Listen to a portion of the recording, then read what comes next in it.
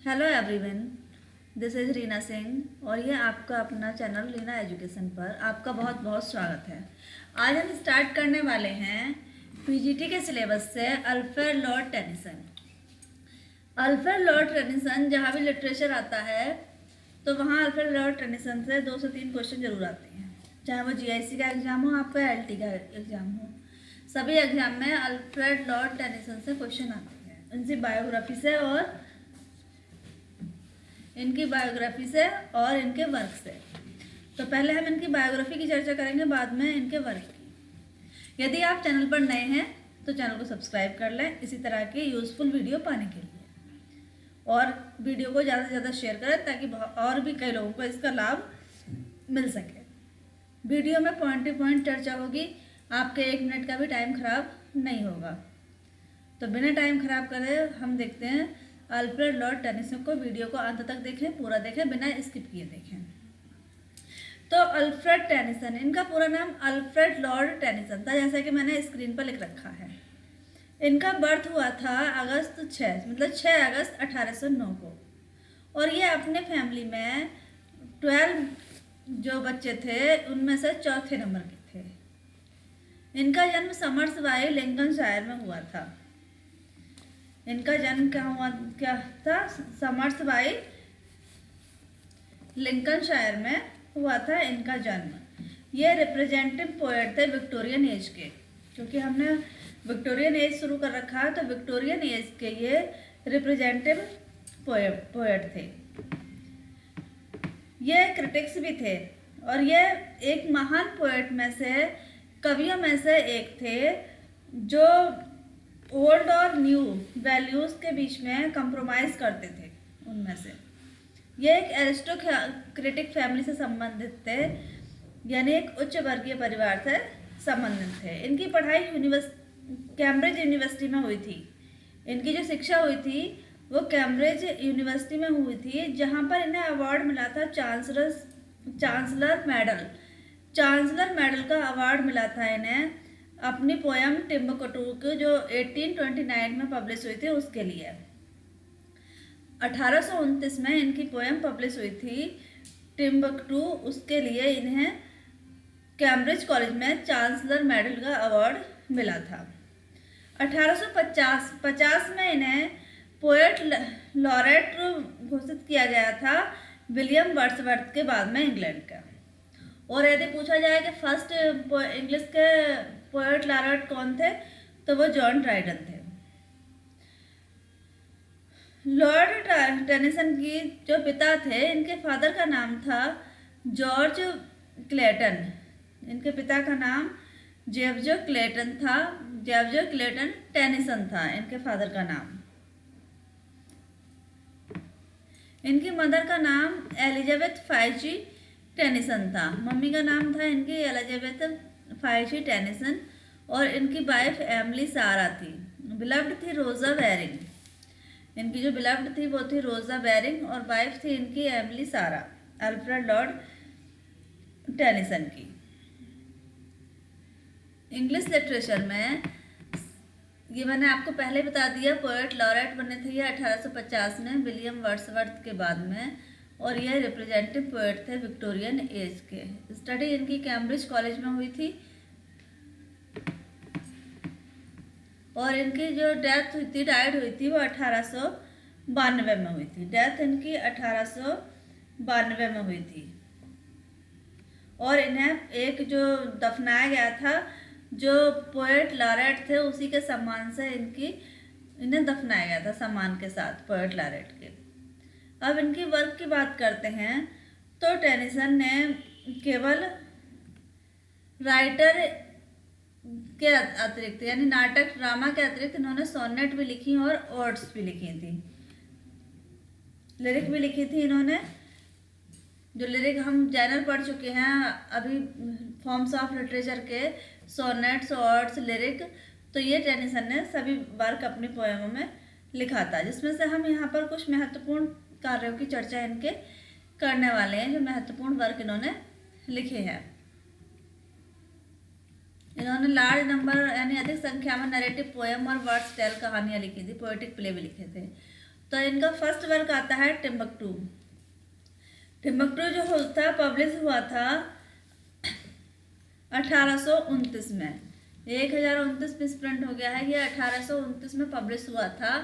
और इन्हें अभी मैंने पहले बताया कि इन्होंने चांसलर मेडल जीता था कैम्ब्रिज में इस पोएम के लिए। ये पोएम जो थी ये कॉन्टेम्प्रेरी यानी समकालीन जो घटनाएं थी उनके बारे में थी, जो इंग्लैंड में उस समय जो घटनाएं चल रही थी धार्मिक विचारों को लेकर, तो उसमें इन्हें बहुत अधिक इन्होंने उसे विवरण दिया था, डिस्क्राइब किया था उन घटनाओं को अपनी इस पोएम में टिम्बकटू में। फिर इनका सेकंड वर्क आता है द प्रिंसेस। द प्रिंसेस क्या है, एक टेनिसन की ब्लैंक वर्स नरेटिव पोएम है। टेनिसन की ब्लैंक वर्स नरेटिव पोएम है द प्रिंसेस। ये पब्लिश हुई थी 1847 में।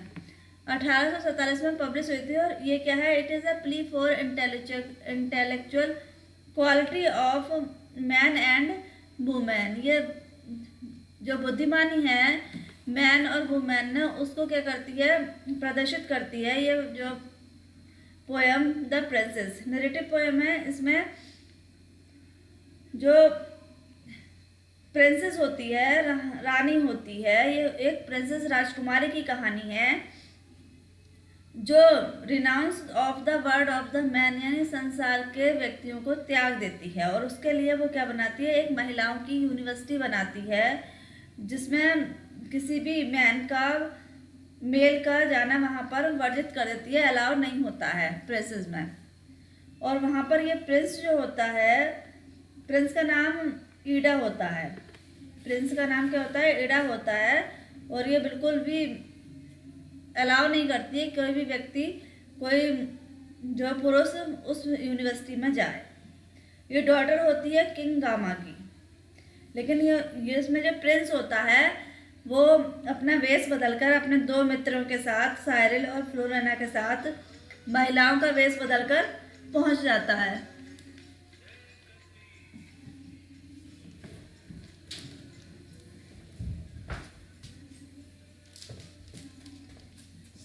वहाँ पर उस यूनिवर्सिटी में वेश बदलकर पहुंच जाता है और वो पहचान लिया जाता है। फिर उसके बाद में बैटल में युद्ध होता है, फाइट होती है और प्रिंसेस दोबारा से जो राजकुमारी है वो राजकुमार के पास बाद में वापस लौट आती है। तो इस तरह की कुछ पोएम हैं ये प्रिंसेस। फिर इनका अगला वर्क आता है मॉड। मॉड आया था 1855 में। इसके 3 पार्ट्स की पोएम है और ये इंस्पायर होकर लिखी थी इन्होंने चार्लोट रोजा बार्निंग से। जो रोजा बार्निंग मैंने पहले ही बताया था कि इनकी क्या थी, बिलव्ड थी। उनसे प्रेरित होकर अल्फ्रेड लॉर्ड टेनिसन ने ये लिखी है। पहले ये सोचते थे जो मॉड है तो उसमें इन्होंने जब उसमें पोएम में बताया है तो उसमें महसूस किया है इन्होंने कि मॉड क्या है, इनकी पत्नी बनने के योग्य नहीं है। लेकिन बाद में इन्हें मॉड से प्रेम हो जाता है उस पोएम में, अकॉर्डिंग टू पोएम। तो अब लेकिन क्या होता है, मॉड के जो भाई होते हैं वो विवाद शुरू कर देते हैं। वो मना कर देते हैं उसे, मॉड को, कि वो जो पोएम का राइटर है तो उससे वो नहीं मिलेगी। लेकिन वो एक अरेंज करता है बॉल और उसमें इनवाइट करता है सबको और मॉड का वो इंतज़ार करता है गार्डन में और मॉड उससे मिलने आ जाती है। उसी समय क्या होता है, उस मॉड के भाई में और राइटर में जो पोएम का प्रोटैगनिस्ट है उसमें थोड़ी सी लड़ाई झगड़ा हो जाता है। और उस झगड़े के दौरान क्या करता है, वो जो नरेटर होता है वो उसके भाई को मार देता है और फ्रांस से भाग जाता है। और जब इसके बारे में उसे जब पता लगता है कि मृत्यु हो जाती है मॉड की, तब वो उस समय पर आता है और अपने आप को क्या बना लेता है, एक सन्यासी संत की तरह जीवन बिताने लगता है। तो ये कुछ मॉड की कहानी मैंने संक्षिप्त में आपको बताई कि ये पोएम 3 पार्ट्स में लिखी गई है और इंस्पायर्ड है रोजा बार्निंग से। फिर इनका अगला वर्क आता है इन मेमोरियन। इन मेमोरियन ये आर्थर हेनरी हालम, आर्थर हेनरी हालम की टेनिसन की पोयम है। इन मेमोरियन का पूरा नाम है in memoriam AHH Henry Arthur Henry Hallam. इस पोयम को कंप्लीट होने में 17 ईयर्स लगे थे, 17 साल लगे थे, और ये कंप्लीट हुई थी लगभग 1849 में, 1849 में। इसमें जो आर्थर हेनरी हालम है, जिसकी मृत्यु हो जाती है अचानक से 1833 में, और उसके बाद में इसका जो पोयम का ओरिजिनल टाइटल है, स्टैंजा में 4 लाइन्स है, इसका ओरिजिनल टाइटल है, उसका नाम है the way of the soul. ये 4 लाइन के स्टैंजा में लिखी गई है। एक स्टैंजा में 4 लाइन है। राइम स्कीम इसकी ABBA है, और इसमें टेनिसन ने आयम्बिक पेंटामीटर का यूज़ किया है। इसमें प्रोलॉग भी है, पोएम में इंक्लूड की गई है, और एपिलॉग भी है। फिर अगली पोएम आती है इन अ गार्डन। इन अ गार्डन क्या है? एक नरेटिव पोएम है। इन अ गार्डन एक नरेटिव पोएम है। ये पब्लिश हुई थी 1864 में, और यह है it is about a fisherman. एक फिशरमैन के बारे में एक ये पोएम है, जो अपनी वाइफ एनी और 3 चिल्ड्रन के साथ रहता है, और उसका मित्र है फिलिप। फिलिप क्या है? उसका मित्र है इन अ गार्डन का। और इन अ गार्डन क्या है? एक सेलर है। तो यहाँ पर क्या होता है, ये इन अ गार्डन एक बार क्या होता है, मर्चेंट सेलर है। ये अपनी वाइफ और एनी और अपने बच्चों को छोड़कर कहाँ चला जाता है? एक दूर समुद्री यात्रा पर निकल जाता है। वहाँ पर इसका शिपरेक हो जाता है, यानी समुद्र में तूफान में फंस जाता है, और इसकी कोई भी पता नहीं लगता 10 सालों तक। और जब भी वापस लौटता है तो वापस पाता है कि इसका जो मित्र है फिलिप, उसने इसकी वाइफ के साथ शादी कर ली है, क्योंकि वो समझती है कि जब ये लौट के नहीं आया तो क्या ये उसमें सिर्फ जो तूफान है, समुद्री जो तूफान है, उसमें फंस गया है, और उससे चाइल्ड भी हो जाते हैं उसके फिलिप से। इन अ गार्डन तब अपने आप को बिल्कुल अधूरा लगता है, और उसे पता लगता है कि उसके जो बच्चों में से एक की मृत्यु भी हो चुकी है, लेकिन वो दोबारा से अपने पत्नी और हंसते खेलते बच्चों के जीवन में दोबारा नहीं जाना चाहता, उन्हें दुख देने के लिए। इसलिए वो किसी से कुछ नहीं कहता, हमेशा चुप रहता है, और बताता ही नहीं कि मैं जीवित हूँ। और इसी तरह से एक दिन क्या होती है, उसकी मृत्यु हो जाती है इन अ गार्डन की। तो ये इस तरह से कुछ कहानी है पोएम के द्वारा अल्फ्रेड लॉर्ड टेनिसन ने लिखी है इन अ गार्डन की। फिर इनका अगला वर्क आता है the charge of the light brigade. The charge of the light brigade ये टेनिसन की पोएम है बैटल ऑफ वालचवा of the Crimean war. Crimea war के दौरान की ये पोएम लिखी है अल्फ्रेड लॉर्ड टेनिसन ने। पब्लिश हुई थी ये 1854 को, पब्लिश हुई थी 1854 को, और इसमें 6 स्टैंजा हैं, जिसमें 6 से 12 तक लाइनें हैं।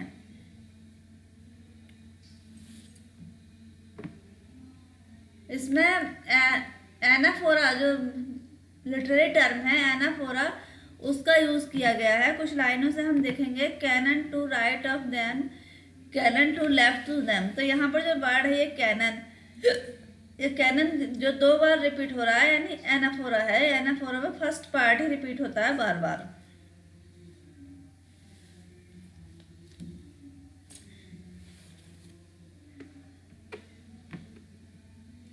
फिर इनका 7 वर्क आता है डिफेंस ऑफ लखनऊ।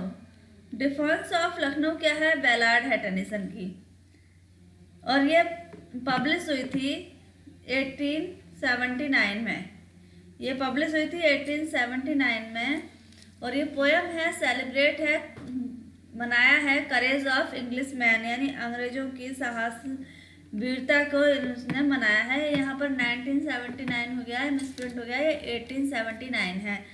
तो ये जब इंडिया में जब ब्रिटिश का क्या था रूल था, और वहाँ पर लखनऊ को आज़ाद करा लिया गया था भारतीयों द्वारा, तो तब इसने उसे जो जो इंग्लिश मैन थे, मतलब अंग्रेज थे, उन्होंने उसे वापस प्राप्त किया था लखनऊ को, तो उस दौरान उन्होंने ये पोयम लिखी थी। अल्फ्रेड लॉर्ड टेनिसन ने उनके अंग्रेजों के साहस को सेलिब्रेट करने के लिए, उनका उत्साह बढ़ाने के लिए ये पोयम लिखी थी, defence of Lucknow, Alfred Lord Tennyson ने।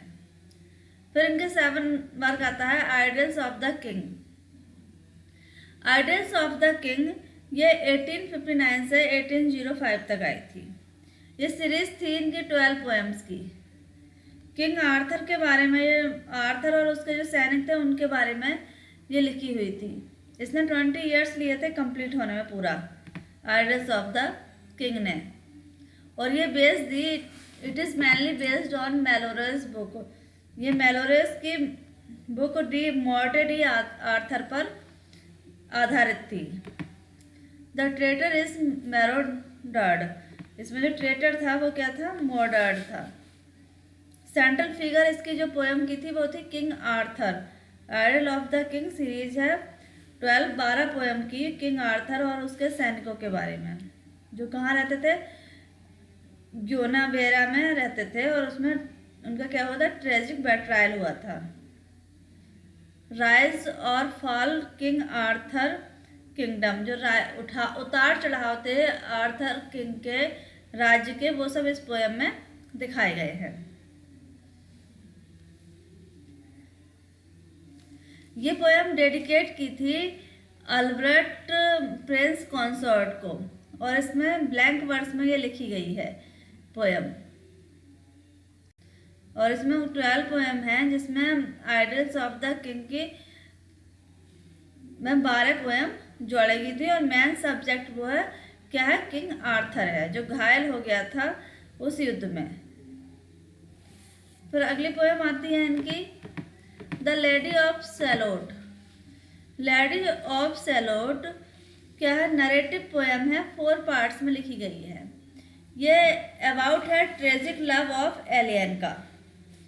एलियन का ये ट्रेजिक लव के बारे में पोएम है। इस पोएम में क्या होता है कि दिखाता है, ये ध्यान केंद्रित करता है आर्ट का जीवन के साथ, कला का जीवन का साथ। और इसमें क्या होता है? प्रॉब्लम संबंधित है अकेलेपन की। शैलोट क्या है? इसमें जो शैलोट है ये एक इसलैंड है, द्वीप है एक, और वहाँ पर लेडी रहती है। लेडी का यहाँ पर लेडी नाम से संबंध के अंदर एक महिला रहती है, और वो एक टावर है जो चारों तरफ ग्रे दीवारों से घिरा हुआ है, और उसके बराबर से दूसरी साइड से नदी बह रही है। वहाँ पर एक सड़क भी है, तो वह लीड्स, सड़क पर क्या आता है? कैमलोट आता है। कैमलोट क्या है? क्या राजधानी है कैमलोट किंग आर्थर की। तो जो ये लेडी होती है ये घिरी हुई है एक जादुई वेब से। ये संसार को देख तो सकती है बाहर को, लेकिन वहाँ आ नहीं सकती, क्योंकि इसे क्या है? एक अभिशाप मिला हुआ है कि ये बाहर की दुनिया कैमलोट को देख सकती है, लेकिन ये बाहर आएगी उससे निकलकर तो मर जाएगी। ये एक शीशा रखती है, जिसके शीशे में मिरर में सड़क पर जाने वाले लोगों इसे दिखाई देते हैं साफ साफ। ये सब कुछ देख सकती है। तो ये क्या देखती है? एक दिन सर लैंसलॉट को देखती है, और इससे उनके प्रति आकर्षित हो जाती है, और ये अपने आप को रोकने में असमर्थ हो जाती है। ये अपना वो जो घर है, वेब है एक तरह से, उसे छोड़कर कैमलोट आ जाती है, क्योंकि इसे क्या होता है? अभिशाप मिला हुआ था। तब ये बाहर आती है तो मिरर क्या होता है? टूट जाता है, चटक जाता है, और ये भी क्या होती है? अब जैसे ही मिरर चटकता है वैसे ये भी मर जाती है। तो ये जब ये मरती है तब ये इस तरह का कोई सॉन्ग गाती है। तो ये पोएम क्या है? एक सिंबॉलिक पोएम है, यानी प्रतीकात्मक पोएम है, और ये अपने वास्तविक जीवन से को छोड़ने के संबंध में कुछ इस तरह से अल्फ्रेड लॉर्ड टेनिसन ने पोएम लिखी है। नैरेटिव पोएम बैलाड के रूप में लिखी है। लेडी ऑफ सैलोट 4 पार्ट में है ये। फिर इनकी अगली पोएम आती है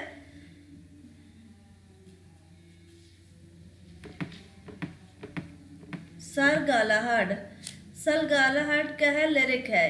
सर गालाहाड क्या है? एक लिरिक है, और ये पब्लिश हुई थी 1842 में। ये शॉर्टर पोएम है, बेस्ड है अथेरियन लॉजिन पर।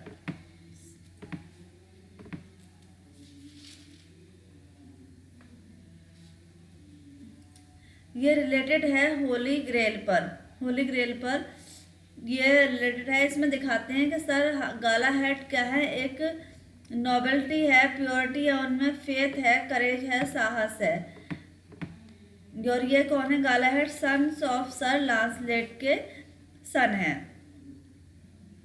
3 नाइट्स हैं गालाहेड के साथ।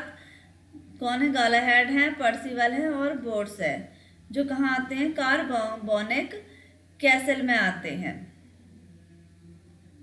तो जब सर गालाहेड मर जाते हैं तो वो क्या होता है, उनके बाद में उन्हें ग्रेल को कहाँ? हेवन में ले जाया जाता है और उसके बाद वो धरती पर कभी भी दिखाई नहीं देते। तो इस तरह से कुछ इस पोयम में क्या दिया गया है? गुणों को, त्याग को दिखाया गया है, वर्चुअस को, पवित्रता को सर गालाहेड को दिखाया गया है। ये लिरिक पोयम है एक टेनिसन की। फिर इनका अगला वर्ड आता है टिथोनस। टिथोनस क्या है? एक ड्रामेटिक मोनोलॉग है जो कंपोज हुआ था 1833 में और पब्लिश हुआ था 1860 में। टिथोनस क्या है? सन ऑफ लॉर्डेमैन का ऑफ ट्रॉय है, यानी लॉर्डेमैन का ऑफ ट्रॉय का सन है टिथोनस। और इसकी मदर है कौन? स्टेरिमो क्या है? मदर है टिथोनस की। और उसके ब्रदर है प्रियम। ये प्रेम करता है एओरा यूएस से।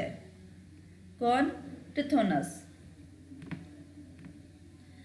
तो इसके अतिरिक्त भी अल्फ्रेड लॉर्ड टेनिसन के वर्क हैं जो टाइप होने से रह गए हैं। इसमें लोटस इटर्स है, यूलिसिस है, टीयर्स आइडल है, ब्रेक ब्रेक ब्रेक है, क्रॉसिंग द वार है, जिन्हें हम नेक्स्ट अपनी अगली वीडियो में कवर करेंगे। तब तक आप बने रहें चैनल पर और इसी तरह